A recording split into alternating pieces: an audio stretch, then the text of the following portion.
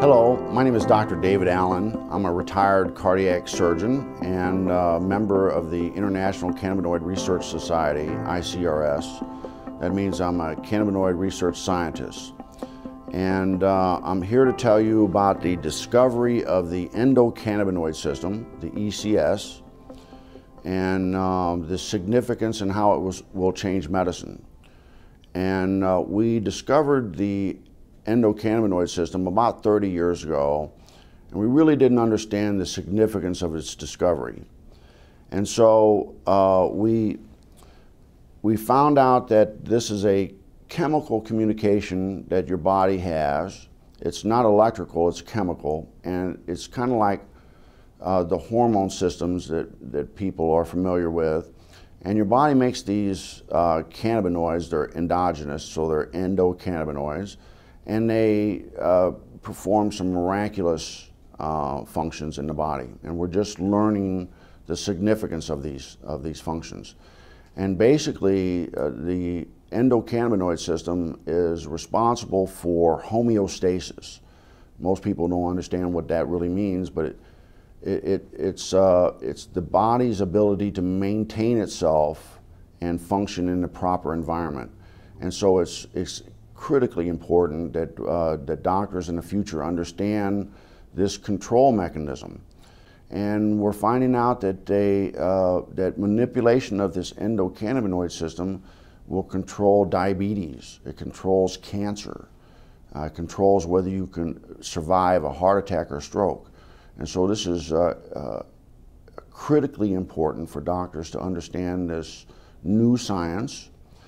And the discovery of the endocannabinoid system is the single most important medical scientific discovery ever, and will save more lives than the discovery and application of sterile surgical technique. And I'm a heart surgeon saying that. So more people will be saved by manipulation of the endocannabinoid system than are currently saved by surgery. But recent research has been looking at cannabis and the different cannabinoids. There's over 80 plus cannabinoids discovered in the cannabis plant. The second most dominant one besides THC is cannabidiol or CBD. Okay. And the research now is over 1,200 peer-reviewed journals on CBD. It's probably the most exciting and researched ingredient or substance right now around the world. Mm-hmm. It doesn't have the psychoactive or high that is associated with THC, but it has a tremendous amount of other benefits, including research shows anti-seizure, anti-epileptic, which is why it's gotten a lot of popularity. You do a lot with children with seizure disorders, and they're getting benefits from this plant in a safe, non-toxic way versus all these drugs that typically don't work. Mm-hmm. And there's neuroprotective benefits, so you see a lot with concussions and the NFL. There's a lot of research being done now with chronic traumatic encephalopathy or chronically banging your head a lot. There's anti-anxiety, which is really important. It's the anti-THC of sorts. It calms you down. It helps you manage stress better, which is how I look at it. It's much more as a preventative or daily use substance than just treating disease states. Mm-hmm. And there's immune support. There's it's a huge antioxidant. There's just a tremendous. It's easier sometimes to talk about what it doesn't do than what it does. Dr. Alan Shackelford is a Harvard-trained physician. He's also among a handful of doctors in Colorado who give prescriptions for medical marijuana. From the moment Charlotte entered his office, he knew she was in trouble. While he was just examining her, she had 2 seizures. She'd failed everything. There were no more options for her. Everything had been tried, except cannabis. Here's how scientists think it might work. Marijuana is made up of 2 ingredients. THC, that's the psychoactive part that makes you high, and CBD, also called cannabidiol.